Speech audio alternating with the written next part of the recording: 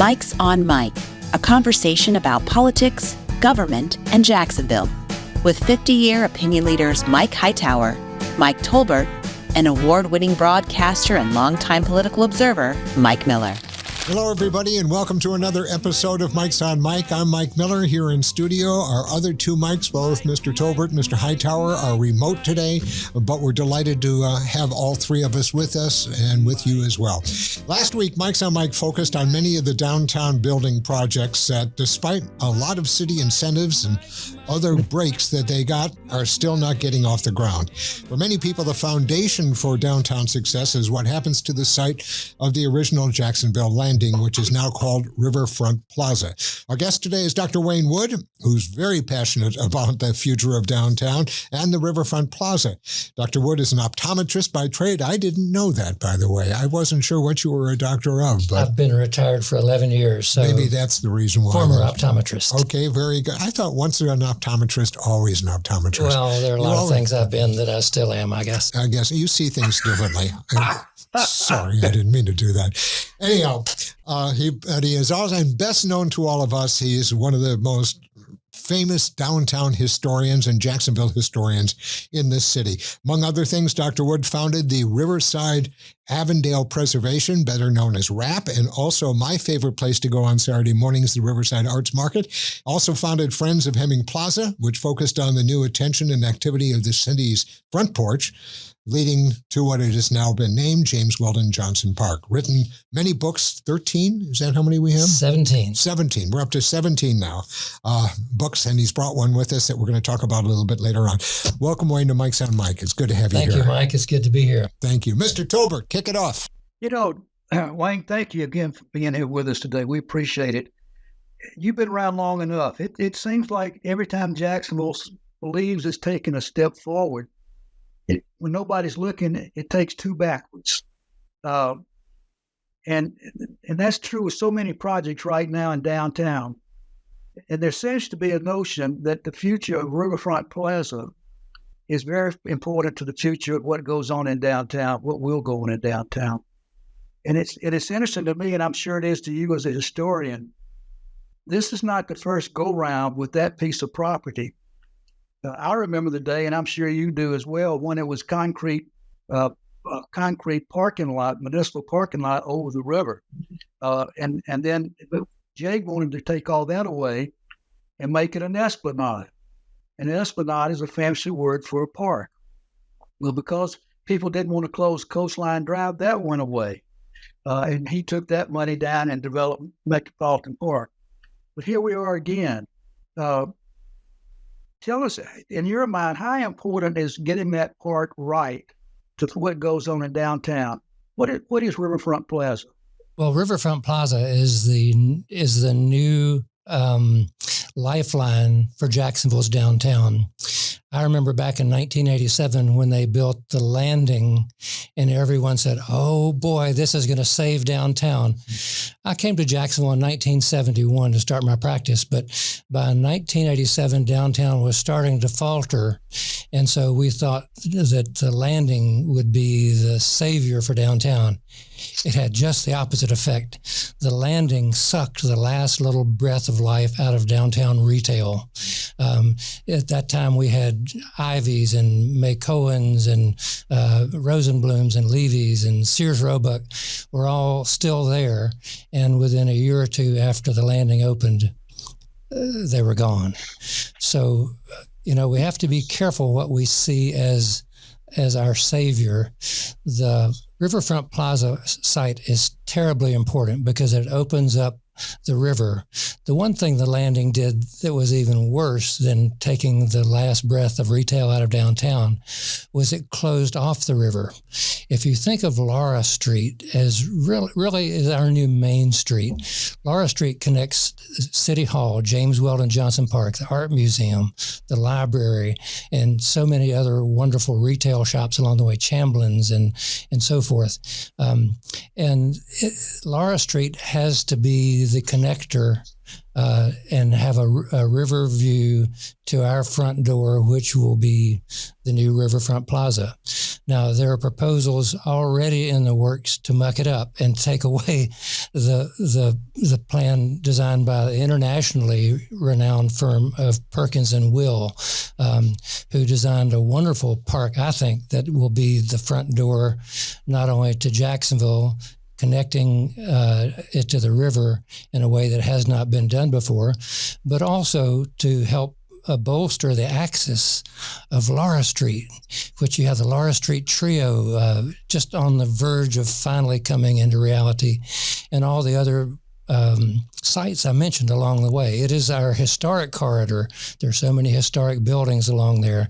And even going further up Laura Street to the old JEA building, it's now vacant and a wonderful opportunity for development. So if you see this as the lifeline to Jacksonville's downtown, the Riverfront Plaza becomes the key piece to make it work. Let me follow up. Let me follow up. Tell us about Perkins and Wills. Where did they come from? Who are they? And tell us a little bit more about what it was they proposed. Well, Perkins and Wills is an internationally known design firm that has designed some of the great public spaces around the world, and we're so lucky to have selected them for our site. They picked out really a relatively small, I believe it's only 9 acres or so, the site of the old landing, and they've involved a beer garden, a cafe with a kids' playground on top, a large open space for public events and concerts and things like that. They have a children's playground, and the nice thing about it is there are open spaces as well as nice winding pathways that give alternate views of the river and different vistas that make it a delightful place of discovery and also a place of leisure. The recent proposal is to move a restaurant into the riverfront site where the children's playground was. And there are many of us who feel like this is just a terrible mistake. First of all, the restaurant would be owned by the city of Jacksonville. And we know what a great record the city of Jacksonville has of operating buildings. And it would also block part of the view, part of the vista from the great open lawn. And it would put a commercial site right on the riverfront. Now, if you just say, oh, let's build a riverfront restaurant, that sounds kind of sexy. But when you think about the implications, it actually becomes a hindrance. People are going to enter the restaurant or the park, not from the river walk, but mostly from Laura Street. The residents who live downtown, the people who come to visit will have to park, and they will enter through the opposite side of where this restaurant is. So instead of a restaurant being a draw and to activate the park, it's going to take up the valuable land that is what we need for a true park. This is a tiny park, and to see it as our signature downtown park on the river, every square foot that we can preserve of that park is so important. There are so many other places to build a riverfront restaurant that we have quite a large number of people, including Riverfront Parks Now and many downtown advocates who are lobbying against putting a restaurant right on the front of this park where it faces the river. It should be on the back of it. And that's kind of a theme of all of Jacksonville. You know, your mentor, Jake Godbold, once said that Jacksonville is a huge city, but downtown is the heart of it. And if you don't have a healthy heart, you don't have a healthy city. And in the same analogy, this is the heart of our city, and it must be healthy. It must be beautiful. It must be attractive. If you look at great downtown parks all across America, they are free for the citizens to enjoy, and they're not cluttered up with public buildings that detract from what you want on a riverfront park. There are plenty of places to build restaurants, and as we all know, restaurants have a failure rate of about 80%. So the chance of a restaurant there being the answer to all our dreams is just the opposite of what I see. Mr. Hightower? Well, I'm going to pick up on, because Mike Tolbert teed it up. Dr. Wayne, then we had this design. We saw the renderings, all that. What happened? How did it flip? When did it flip? And how did that happen? Why are we in this situation when we've seen all these beautiful, where did it go south? Well, a part of the original Perkins and Will design was an enormous sculpture that was reflective, right, and it was curvilinear and it was glorious. The one trouble with it was it tried to spell out the letters JAX for Jacksonville, and the naysayers quickly seized on that and thought it spelled LERP or Lex or something besides what it was intended. And, when we see images of Jacksonville skyline on NFL games, we need to see something iconic and monumental. And I love that sculpture. And if they could just change it so it doesn't spell anything, but it's something monumental and heroic and shows that Jacksonville aspires to greatness of the future and is a visionary city, that should still be there. But once the sculpture got sort of put on the back burner, then people started looking for other options of what can we do here. And the Downtown Investment Authority quickly seized on the possibility of doing a restaurant on the waterfront. And I think it's just a horrible idea to put a restaurant in the middle of our park. This park needs to be for people and not for commerce. Some of the things that I heard about this discussion had more to do with resiliency and the threat of big storms coming down the St. Johns River and flooding what new restaurant would be built on the water. And of course, my other two mics have more history here than I do, but I said, well, did we have those same kinds of flooding problems when River City Brewing was there, when Crawdaddy's was there? Those were both restaurants that were directly on the water, and I don't recall them flooding out at any point or having to close because of storms. But was resiliency part of the... Well, resiliency is one of the 8 or 10 important reasons not to build a restaurant there. First of all, climate change has made those dangers to flooding much different than they were back when Crawdaddy's and even the River City Brewing Company were there. And so it's going to be worse. And so the proponents of the restaurant say, well, we can raise it up so it won't be as prone to flooding.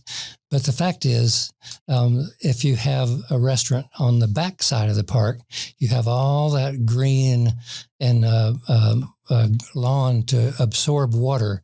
And the flooding problems with climate change are going to be right at the river's edge. So we have to think of the way we build our cities in the future to move those intense commercial areas back and have green space and public space, open space on the waterfront to absorb the rising waters that are definitely going to come. Well, you mentioned before that one of the reasons why you felt the restaurant should not be on the water is because of the view, first of all, that would be hampered from the park. So my question is it, in your mind, more of an aesthetic reason that the restaurant should be off the water, or because of the resiliency issue? Well, I think it's both, and all the other reasons we mentioned, that the city should not be in the restaurant business. We need to go back to the Perkins and Will design, and they're the ones who are the experts on this. But definitely it's an aesthetic problem, but it's also the joy and pleasure that people have of going and sitting on the river in a nice green open space and not see it crowded with buildings. We already have a cafe and a beer garden that are low intensity structures, and to build a high intensity structure for hundreds of people to be in a restaurant on the waterfront goes against the resiliency, the aesthetics, the sense of open space, the sense of great park design that is well established, that we need this to be our signature Whose park. idea was it to put it on the river? I cannot say. Whose idea was that? The initiative came from the Downtown Investment Authority. So, but it was embraced by the chamber, was it not? And also by the mayor? It was introduced by the Downtown Investment Authority, who has pretty great sway over the Chamber of Commerce and to some extent the mayor. So we're going to try to change that. There are so many ways to do it better. And I don't want to point the finger of blame of anybody other than to say this originated from the Downtown Investment Authority. Well, a lot of the people who spoke at the public hearing, the DIA public hearing, are strong supporters or were strong supporters of Mayor Deegan. And I'm wondering if her endorsement of putting that restaurant on the river was a surprise to you guys. Did you have an advance warning? No, we were shocked by that. And in fact, after that, the mayor's office has somewhat walked it back, and they are doing a series of workshops, and we'll actually have Perkins and Will back in Jacksonville in the months to come for public forums to discuss this very topic. I think the mayor's office was pretty shocked by the fact that so many of her supporters were there in force to say this was a bad idea. So it deserves a public conversation. It's not a done deal. The vote that the DIA took to build the restaurant was simply to authorize the staff of DIA to hire an architect and to start making plans. But we all know that until something is under construction, it's not a done deal. And so we feel like the forces of parks and the river and public spaces will prevail in the long run. It's just, we have a ways to go. Mr. Hightower. I can. Oh, go ahead, Mike. Go ahead, Mike Talbot. Go ahead. I can appreciate your diplomacy, Wayne. But I was shocked by what the mayor did. And especially the fact that she was joined by the resiliency officer. We've talked about this on this show before. In her inaugural speech, she said resiliency was going to be front and center. We're going to lead with resiliency. But for what I'm hearing from you, something that is non-resilient is going to be put in a primary place on the river in downtown. Y'all had to be disappointed extremely. And I'm wondering, is this damaged her politically with you folks? If the restaurant gets built, I think it'll be a big negative for Mayor Deegan. And those of us who support her and care about her success, we're going to be in conversations that will ensure that she understands all the issues on this better. You think that's why she walked it back a bit? I know it's why she walked it back. Yeah. Go ahead, Mike. Again, I want to move on because I want to talk about Ted Pappas here. But Wayne, one of the things that as you were going through this discussion, and it really came to me, when you put this restaurant on the river, and then picking up on what Mike Tolbert said about resiliency, the thing's going to have to be up. So it's going to be a story or two. But the important thing, which coming back to what Mike Tolbert said, in her speech, she was talking about a park. So if you put a restaurant on a park, then what you're really doing, you're blocking the access for people who live in this community to be able to just go downtown. So the restaurant's going to take up everything, so people got to go around it. Then you're going to have the issue about people who want to be on the park being on the property of a restaurant. It's just going to cause a problem all the way around, but you're going to be denying the residents of Jacksonville the opportunity to be on the river, which is what it should have been, which I understand was part of her inaugural speech. I mean, as y'all have been walking and talking her through this, well, that's more than that. That's a huge step away from what she talked about in her inaugural speech about having the citizens of Jacksonville have a positive access to our river? Well, your insight is very succinct. The Deegan administration is very young. They have a lot of new people in who are establishing themselves. And those of us who are part of her supporting team out here in citizen land who have no role in government, but who want her to succeed, she's got to pay attention to us. And we believe she will. But you're right. This is a misstep. I don't want to go so far as, well, I'll call it a blunder. It is a blunder. There should not be a restaurant in the middle of a city park on the riverfront. And, there are a lot of things she's done so well already right out of the gate. But at the same time, it's a big city. There are hundreds of issues going on at once. I was part of the transition teams that helped formulate some ideas for the mayor's ongoing administration. Two of the transition teams recommended keeping as many parks open on the riverfront and not doing development. So her own transition teams have told her this. But again, she's part of a bureaucracy, and she's been swayed by the wrong part of the bureaucracy, in my opinion. And hopefully those of us who care about these issues will prevail in the long run. Did we just lose Mr. Hightower? I can't see him any longer on the screen. I'm not sure. Mike Hightower, are you still there? I think we lost him. I hope we can get him back. Oh, good. That means I get to talk more. Yes, you do. Well, let me throw a wrench into the whole thing. Let me just ask this one. Here's the wrench. Why do a restaurant in the first place? You just said earlier that we could put a restaurant anywhere on the water. It doesn't have to be at this location. So why do it at all? Why not just make it a park? If you want to put up some temporary, cafes or food trucks or something of that sort to try to help stimulate that kind of activity, that's one thing. But is it all that necessary to have a restaurant on the park if we can't decide where we want to put one? I totally agree with you. I think, like I said, downtown waterfront restaurant sounds sexy. The mayor may have been lured into thinking, well, this will be a quick win to get a restaurant on the riverfront, but it's just the opposite. And there are plenty of places to have restaurants. There is a lot of green space when you work your way down to the shipyards and the other areas between the Main Street Bridge and Shad Khan's domain.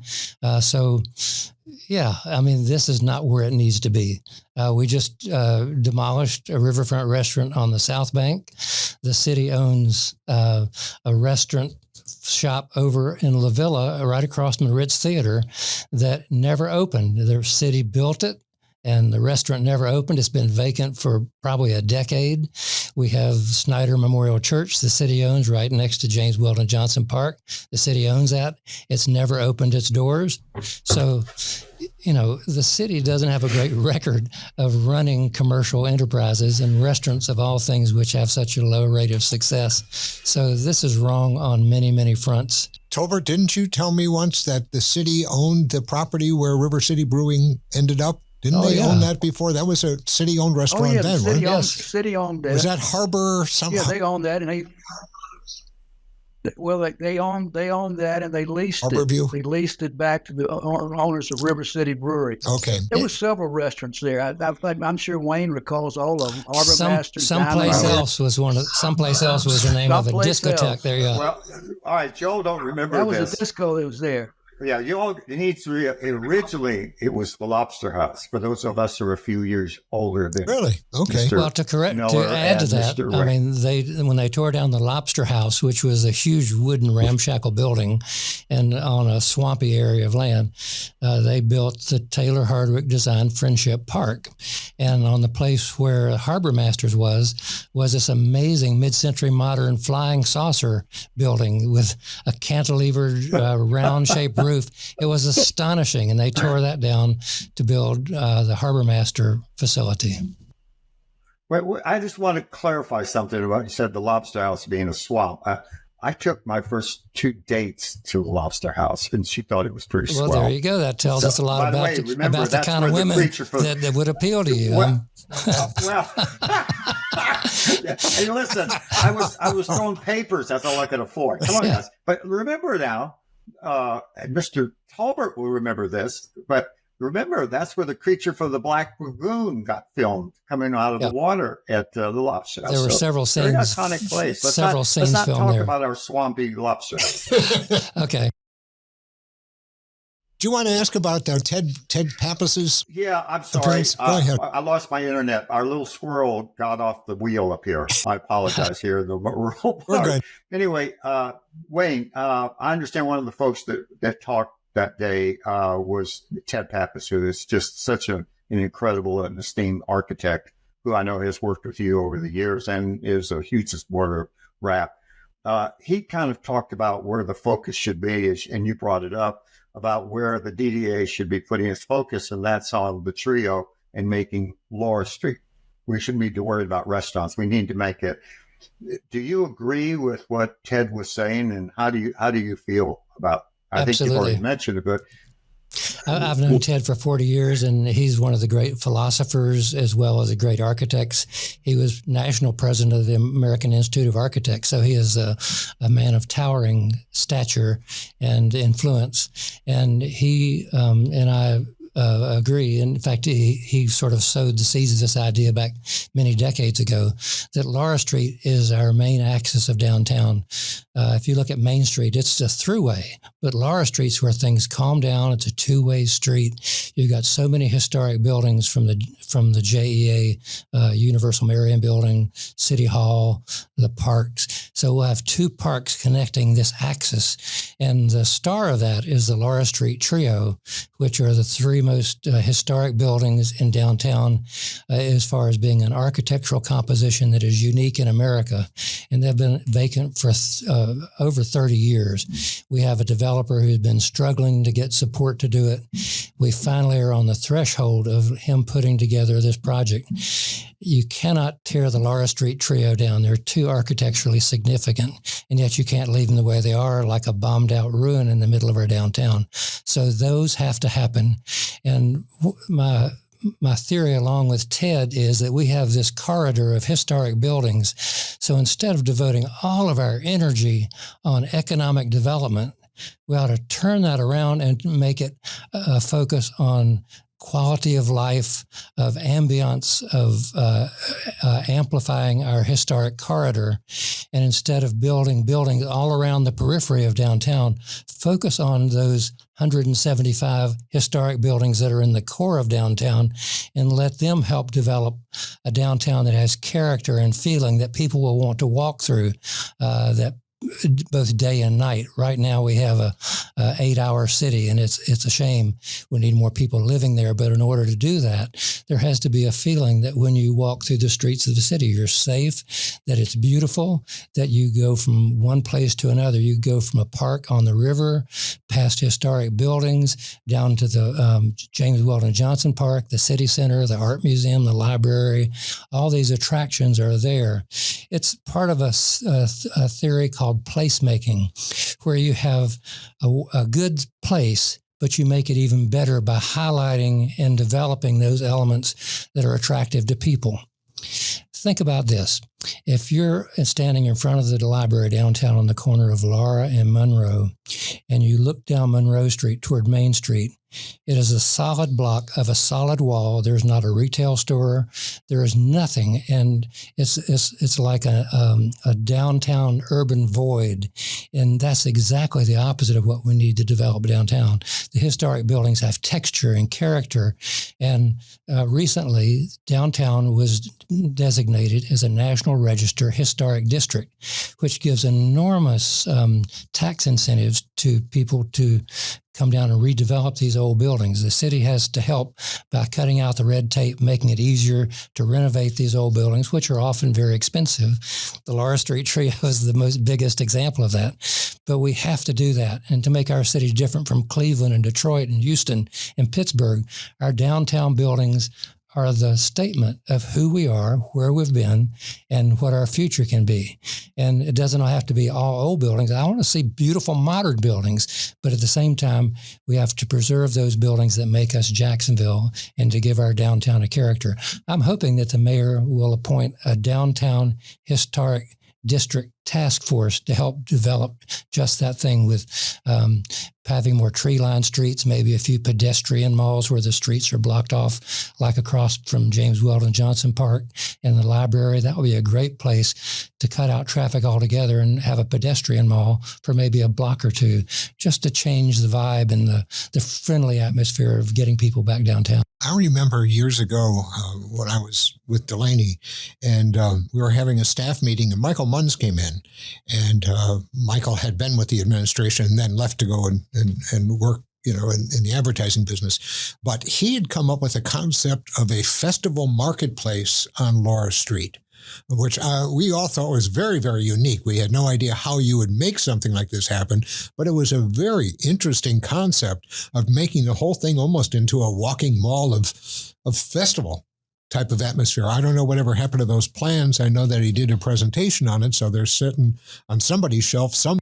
Well, I would echo that. I think you could block off Laura Street between James Weldon Johnson Park and the Library Art Museum, and then have the cross traffic on Monroe Street, and then block off the next block in front of Chamblin's and the Snyder Memorial Church. And those two blocks being pedestrian malls would be a place of delight. You could eat lunch there. You could have concerts there at noontime. It could expand the whole idea of downtown parks as well as the quality of life and living space.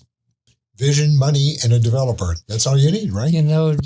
As a historian, I've looked back over Jacksonville's history, and there have been a few eras where we had great leadership who were visionaries, not just merchants or ones who were driven by development, but by leaders who had a great sense of the possibilities for the city. And Jake Godbold was one of those. He was not just a cheerleader, but he wanted the city to be so much greater than it has become since he's left. And I think we have a chance with a new mayor, Donna Deegan, having some vision.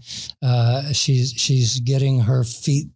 She's getting on her feet and getting her balance, and we need to make sure that she takes this opportunity to make Jacksonville one of the great cities in the world. Now, not great in size. This is Bob Brower's line. Make this city one of the great cities in the world, not just in size, but in quality of life, where people can live and enjoy and work and play. Mr. Tolbert, do you want to? I want to make sure we have time to talk about Wayne's book. But go ahead.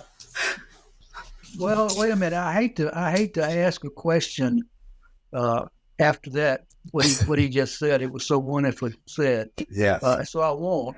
I will acknowledge the fact that he's one hell of a name dropper. He's dropped Bob Broward and Ted Pappas and Hardwick. I mean, it's pretty amazing stuff to me. But Mike wants to follow up with the book. We all share, I think, with what you just said, Wayne, that it's in all of our best interests that Mayor Deegan do well. Yes. She's got a rare opportunity. She's got headwinds with some of that council, but it's a rare opportunity, something different to be going on.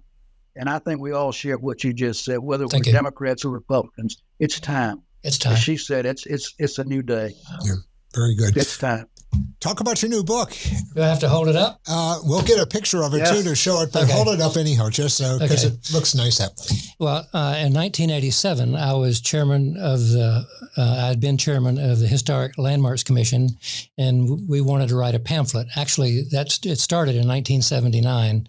We wanted to write a pamphlet about Jacksonville's building, and there was no information, no research had been done. So I said, let's make this, and we got so much information. We said, let's make it into a book. And I told people the book would be out for Christmas. I just didn't tell them which year. It took 12 years. And Jacksonville Architectural Heritage came out in 1987, December 7th. It sold out in 2 weeks. And so it's been reprinted several times, but with the bicentennial of Jacksonville last year, it seemed appropriate to actually do a whole new book. So this is really totally a different book than the original Jacksonville Architectural Heritage. It's got 400 new sites in it. It's all in color. And this features 900 of Jacksonville's greatest buildings and landmarks. It's organized by neighborhoods so that each neighborhood has its own story. It's got a map you can actually drive through and see the buildings in order. And it tells the stories behind the buildings of why they're important. And, if you explain why something's important, it takes on more value. And therefore, maybe people will take more care and not tear down these buildings that are part of Jacksonville's legacy and something we want to pass on to generations 100 years from now. So they'll look back and say, this is not only a great place, but we're grateful to those people who saw the fact that these were works of art and are worthy of passing on to us. All right. Guys, we're out of time. We've used up our allotment, I'm afraid. We really never even got off Riverfront Plaza, but there's more to talk about, and we'll have him back because there's so much more to talk about in that regard. So, Wayne, thank you so very, very much for being here. It's a pleasure I know to share you have a lot more you want to talk about, too, so we'll get you back. It's a pleasure to share the mic with all you geezers. Yeah, got that right. He's also the only one with hair. The other thing I was going to that. I'm not sure he would fit in with this group. No, he would not. The other thing, of course, and this is kind of not more of a coincidence, but actually more than that, that, of course, Mike's on Mike is brought to you by the Jacksonville Historical Society, which is going to be located in the Jacksonville History Center. We thank Alan Bliss and all the donors that help keep this program running. And once again, Wayne, thanks so much for joining us, and we'll see you again. It's a pleasure to be here, Mike. Thanks. Our pleasure and honor to have you here. Thank you, everybody, for joining us. We hope you'll join us again next week. Take care. Mike's on Mike with Mike Tolbert, Mike Hightower, and Mike Miller can be found on your favorite podcasting platform, Facebook, and YouTube. Visit the website at mikesonmike.com. Join us next time for more conversation with Mike's on Mike.